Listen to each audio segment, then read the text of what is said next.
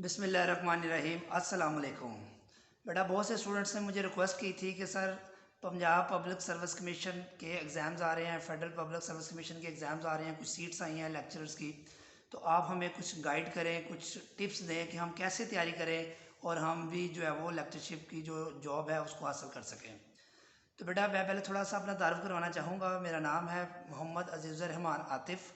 मैं assistant professor हूँ government college of science Lahore में।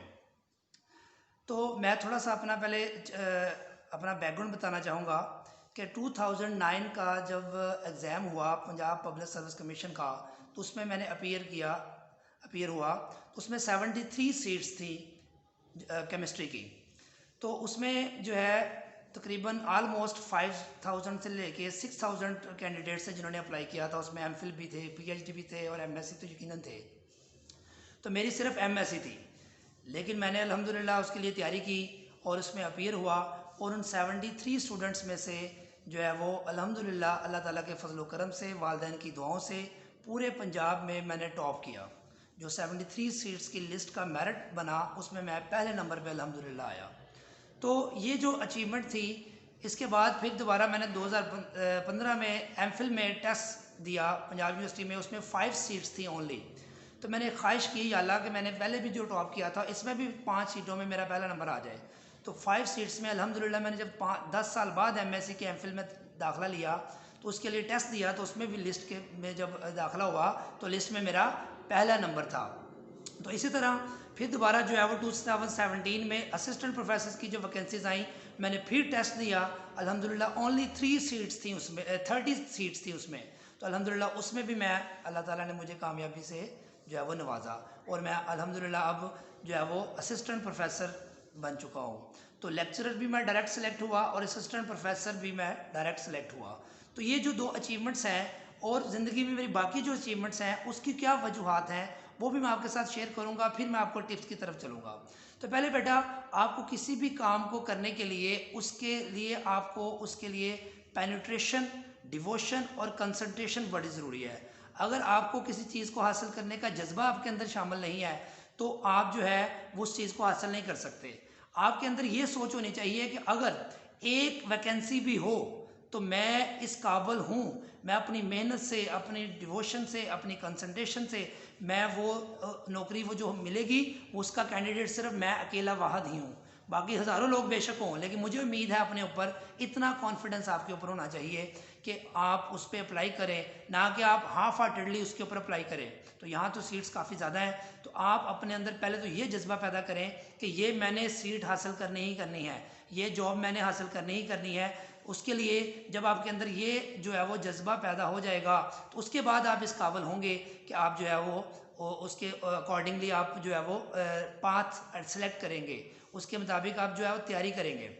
तो एक तो ये आपके सामने जो है वो जज्बा होना चाहिए। हाफ हार्टेडली, बुझे हुए दिल के साथ जो है पता नहीं होना है कि नहीं होना, इस सोच के साथ अगर आप अपीयर होंगे तो मैं आपसे पहले ही कह देता हूँ कि आपने कभी भी सिलेक्ट नहीं होना। तो इसलिए पहले तो उस जॉब को हासिल करने के लिए आपके अंदर वो जज्बा, वो जो है वो लगन होनी चाहिए, तब उसके लिए आप एलिजिबल होंगे। एक तो ये एलिजिबिलिटी क्राइटेरिया ये है जो कि अखबार में तो नहीं लिखा होगा, लेकिन यहाँ मैंने आपको बता दिया है कि उसके लिए आपके अंदर जो है वो जज्बा होना ज़रूरी है, पहली बात। दूसरी बात कि आपने जो तैयारी की है या आपने जो बीएससी की, बीएससी के बाद एमएससी की है, बीएस ऑनर्स किया है, एमफिल किया है या पीएचडी किया है, आपकी प्रैक्टिस में कितनी चीज़ें हैं, आपकी फिंगर टिप्स में कितनी चीज़ें हैं। तो याद रखें, वहाँ जो सिलेबस आता है पेपर में टेस्ट का वो मल्टीपल चॉइस क्वेश्चंस है। तो उसमें आपको जो क्वेश्चंस आते हैं वो सारे के सारे तकरीबन मोस्ट ऑफ द क्वेश्चंस, मैं अगर कहूँ 60 to 70% जो है वो 70% के करीब एफएससी के सिलेबस में से आते हैं और 20 to 30% जो है वो बीएससी या बहुत कम जो है वो एमएससी के सिलेबस से आता है। इसलिए आपका जो ज़्यादा कंसंट्रेशन होनी चाहिए वो एफएससी के सिलेबस पे होनी चाहिए। बच्चे चूँकि एफएससी काफ़ी देर से पढ़ी होती है और मैं अभी भी बीएस ऑनर्स की क्लासेस को और एमएससी क्लासेस को पढ़ा रहा होता हूँ, तो जब बच्चे एमएससी करके फ्री होते हैं तो उनको एफएससी का कोई कंसेप्ट क्लियर नहीं होता और वो जस्ट डिग्री हासिल करने के लिए, नंबर लेने के लिए, जीपीए बेहतर करने के लिए रट्टे लगाए होते हैं। तो इसलिए मैं आपसे सजेस्ट करूंगा जो जो बच्चे एमएससी कर चुके हैं और अगर वो बच्चे जो मेरी वीडियोस लेक्चर सुन रहे हैं जो कि BS ऑनर्स में अभी फाइनल सेमेस्टर में है, MSc पार्ट 2 में है, या अभी कल को आपने भी कहीं अप्लाई करना है तो आपने वहाँ भी टेस्ट देना है। तो इसलिए सबके लिए मैं ये जो वीडियो आपको बना के भेज रहा हूँ कि आपने FSC के सिलेबस को भी फिंगर टिप्स पे करना है। Majority of the portion of the exam, जो एंटी-टेस्ट एग्ज़ाम है आपका PPSC का या FPFC का, फेडरल पब्लिक सर्विस कमीशन का, वो FSC के सिलेबस में से होता है और थोड़ा सा उससे कम परसेंटेज BSc में से होती है और उससे कम परसेंटेज MSc में से होती है। तो इसलिए FSC के सिलेबस फर्स्ट ईयर के 11 चैप्टर हैं, सेकंड ईयर के 16 चैप्टर हैं, उन तमाम चैप्टर्स की ऑब्जेक्टिव को अपनी फिंगर टिप्स पे लेके आए, पहली बात। उसके बाद BSc में जो मेजर 3 केमिस्ट्रीज हैं, फिजिकल, ऑर्गेनिक और इनऑर्गेनिक, उस पर कॉन्सेंट्रेट करें। इनऑर्गेनिक में जैसे वेस्पर थ्योरी है, उसमें से क्वेश्चन आते हैं, मॉलिक्यूलर ऑर्बिटल थ्योरी है, एसिड बेस्ड कंसेप्ट्स हैं जो वो बड़े इंपॉर्टेंट है, उसमें से क्वेश्चन पूछा जाता है। इसी तरह CFT है, उससे क्वेश्चन पूछा जाता है। कोऑर्डिनेशन कंपाउंड्स की नॉमेनक्लेचर है, उसमें से ट्रेंड्स ऑफ प्रोडक्ट टेबल, ये मोस्ट इंपॉर्टेंट है। प्रोडक्ट टेबल जो है उसको आपको फिंगर टिप्स पे होना चाहिए, उसके trends, ionisation energy, electron affinity, electronegativity, atomic size, shielding effect, ये तमाम वो टर्म्स हैं कि जो कि आपको प्रोडक्ट टेबल के तमाम ट्रेंड्स में मिल जाएंगी। तो प्रोडक्ट टेबल जो सेकंड ईयर का पहला चैप्टर समझ लें, और BSc इनऑर्गेनिक का भी जो है बेसिक जो पहला चैप्टर है, प्रोडक्ट क्लासिफिकेशन ऑफ एलिमेंट्स और ट्रेंड्स ऑफ प्रोडक्ट प्रॉपर्टीज, तो वो आपको अच्छी तरह उसके ट्रेंड्स क्लियर होना जरूरी है। उसके बाद ऑर्गेनिक केमिस्ट्री में आए तो नॉमेनक्लेचर बहुत मोस्ट इंपॉर्टेंट है, याद रखें। नॉमेनक्लेचर आपके फिंगर टिप्स पे होनी चाहिए, और नेम डायरेक्शन, जितने भी नेम डायरेक्शन है, जैसे कैनिजर रिडक्शन है हमारे पास, वुल्फ किश्नर रिडक्शन है, इसी तरह कोल्स इलेक्ट्रोलाइटिक मेथड है, वर्ड सिंथेसिस है, जितने भी फ्रीडल क्राफ्ट, मतलब मैं गिन नहीं सकता, आपको अभी बता नहीं सकता वीडियो में, आप जितने भी नेम डायरेक्शन है BSc में भी, स्पेशली FSC में तो आपको पता होते हैं, BSc में जितने नेम डायरेक्शन आपने पढ़े हैं वो सारे आपको आने चाहिए। उसके बाद आपको जो कंसेप्ट्स हैं, मेजर कंसेप्ट्स हैं, सब्स्टिट्यूशन रिएक्शंस हैं, अल्काइलाइड में आपने पढ़े SN1, SN2, बीटा एलिमिनेशन, उनके मैकेनिज्म्स आपको क्लियर होना ज़रूरी है। उसके बाद जो है अगर आप आ जाएं फिजिकल केमिस्ट्री की तरफ, तो उसमें बेटा क्वांटम मैकेनिक्स, थर्मोडायनामिक्स का चैप्टर, सरफेस केमिस्ट्री, और ये जो चैप्टर हैं मोस्ट इंपॉर्टेंट चैप्टर हैं, केमिकल काइनेटिक्स, तो जो है वो इलेक्ट्रोकेमिस्ट्री, ये जो 5-6 चैप्टर हैं ये फिजिकल केमिस्ट्री के, ये आपको फिंगर टिप्स पे होना ज़रूरी है। अगर ये फिंगर टिप्स पे आपके होंगे तो आपका इंशाल्लाह ताला टेस्ट बहुत अच्छा हो जाएगा। उसके साथ साथ ये मैंने FSC का भी पोर्शन बता दिया आपको, जो है वो BSc का भी बता दिया। अब हम बात करेंगे जो वो पोर्शन जो कि प्रैक्टिकल का है। प्रैक्टिकल बच्चे इग्नोर कर देते हैं, प्रैक्टिकल की भी तैयारी करें। साल्ट एनालिसिस में जो है ग्रुप के नाम, उनमें जो फ्लेम टेस्ट है, उसमें जो है फिल्टर एस टेस्ट है, कौन से रेडिकल फ्लेम टेस्ट देते हैं, कौन से रेडिकल फिल्टर एस टेस्ट देते हैं, छठे ग्रुप में बेसिक रेडिकल में कौन से एलिमेंट्स हैं, इसी तरह जो है उनके प्रेसिपिटेट्स के कलर क्या हैं, इसी तरह जो एसिड रेडिकल्स हैं उसमें कौन सा टेस्ट, कौन सा जो रेडिकल कौन सा टेस्ट देता है, रिंग टेस्ट किस रेडिकल के लिए होता है, क्रोमाइल क्लोराइड टेस्ट किस रेडिकल की कंफर्मेशन के लिए इस्तेमाल होता है, पाम टेस्ट किस रेडिकल के लिए किया जाता है। तो ये तमाम जो इंपॉर्टेंट टेस्ट हैं ये भी आपको जो है वो याद होना ज़रूरी है। इसमें से भी क्वेश्चन इंटरव्यू में भी बाद में जब होगा तभी पूछे जाएंगे, और जब जो MCQs क्वेश्चन है उसमें भी पूछा जा सकता है। इस तरह साल्ट जो आपकी फर्स्ट ईयर के प्रैक्टिकल्स हैं जिसको आपने पढ़ा हुआ है, जो है वो acid based titration, iodine titration और KMnO4 टाइट्रेशन, ये भी मोस्ट इंपॉर्टेंट टाइट्रेशंस हैं। इसमें से भी ऑक्सीडाइजिंग एजेंट कौन सा है, रिड्यूसिंग एजेंट कौन सा है, स्ट्रॉन्ग एसिड हो, स्ट्रॉन्ग बेस हो तो कौन सा इंडिकेटर इस्तेमाल होगा, वीक बेस हो तो कौन सा इंडिकेटर इस्तेमाल होगा, कलर चेंज क्या होगा, उसकी pH रेंज क्या होगी, ये तमाम इंपॉर्टेंट चीज़ें हैं। अगर आपको अभी सुनने से लग रहा है कि नहीं पता तो आपको फिर समझ लें कि तैयारी आपकी नहीं है। तो आप ये सारी चीज़ें तैयार करें। और BSc का एक चैप्टर है स्टीरियो केमिस्ट्री, उसमें से एनेंशियोमर्स क्या होते हैं, जो डायस्टीरियोमर्स क्या होते हैं, रेसिमेट और जो है वो एजो कंपाउंड्स क्या होते हैं, मतलब वो तमाम छोटी छोटी चीज़ें जो कि कंसेप्ट्स वाली होती हैं वो आपकी फिंगर टिप्स में होना ज़रूरी है। जब तक आपको बेसिक कंसेप्ट का चैप्टर है जैसे ऑर्गेनिक का, वो अगर आपके कंसेप्ट्स नहीं क्लियर हैं, इंडक्टिव इफेक्ट, रेजोनेंस इफेक्ट, जो है वो हाइपर कंजुगेशन, जो है वो स्टेरिक इनहिबिशन ऑफ रेजोनेंस, और एरोमेटिक में से हक्कल्स रूल है, कौन सा मॉलिक्यूल एरोमेटिक है, कौन सा नॉन एरोमेटिक है, कौन सा एंटी एरोमेटिक है, तो ये तमाम वो कंसेप्ट्स हैं जो आपको याद होना ज़रूरी है।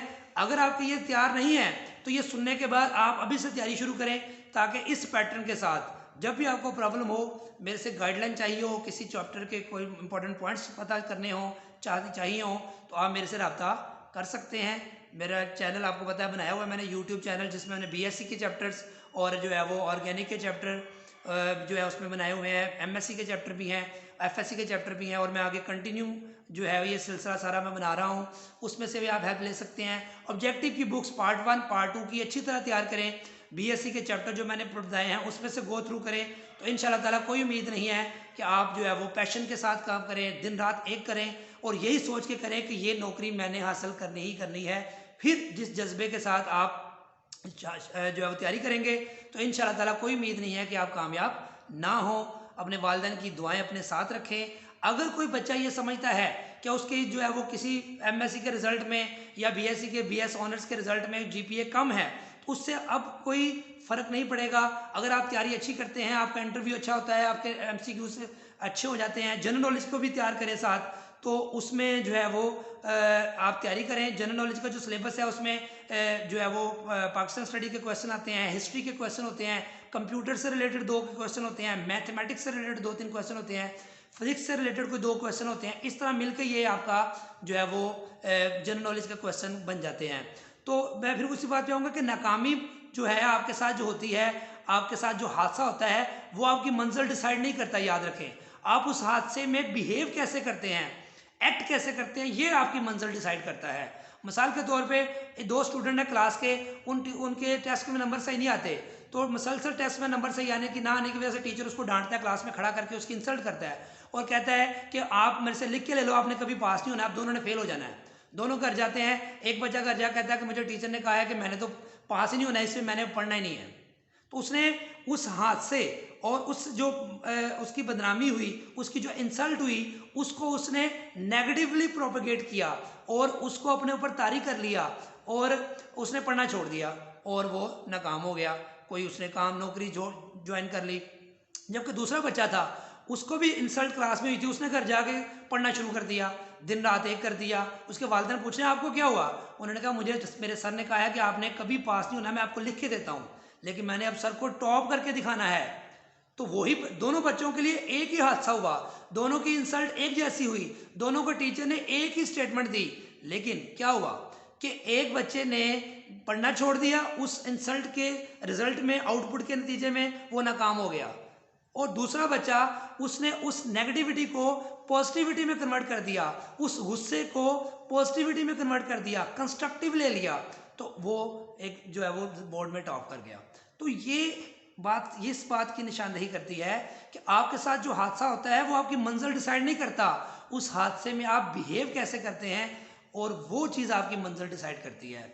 तो नाकामी जिंदगी का हिस्सा है। किसी शायर ने क्या खूब कहा है कि नाकामियों के दम से है सरगर्मी हयात, वगरना इंसान फितरतन आराम कोश है।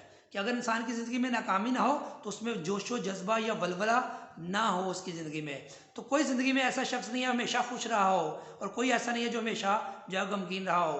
तो अगर कोई नाकामी है तो उसको सर पे सवार ना करें, अपनी आदतों को बदलें, क्योंकि आदतें बदलने से वैसे आप मुस्तकबिल नहीं बदल सकते, लेकिन अपनी आदतों को बदलेंगे तो मुस्तकबिल आपका ऑटोमेटिकली बदल जाएगा। तो ये सिंपल सी टिप्स थी, उसमें आप अपने अंदर जो है वो रेगुलरिटी लेके आएँ, पंक्चुअलिटी लेके आएँ, कंसिस्टेंसी लेके आएँ और प्रैक्टिस करें, तो आप इंशाल्लाह ताला कोई वजह नहीं है कि आप कामयाब ना हो। इन एग्ज़ाम में ना सही, कहीं और ज़िंदगी में जहाँ भी आप ये पैरामीटर अपने जेहन में रख के काम करें, डिवोशन, पेनिट्रेशन, कंसंट्रेशन, कंसिस्टेंसी, तो और पॉजिटिविटी, कि मैंने इस काम को हासिल करके पॉजिटिविटी क्रिएट करनी है।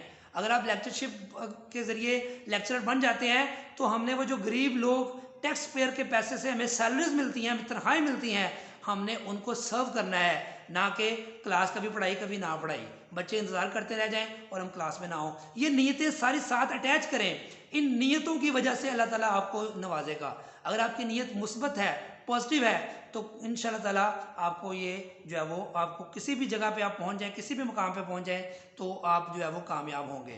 तो दुआओं की दरख्वास्त है, दुआओं में याद रखें, और ये मैक्सिमम स्टूडेंट्स में ये वीडियो फिर जो है शेयर करें, ताकि सब इस जो टिप्स हैं इससे फ़ायदा हासिल कर सकें। जिसको कोई प्रॉब्लम हो वो कमेंट्स में मुझे बताए, मैं उसको जो है वो उसमें इंशाल्लाह ताला कोई ना कोई रहनुमाई ज़रूर करूँगा। अल्लाह हाफिज़।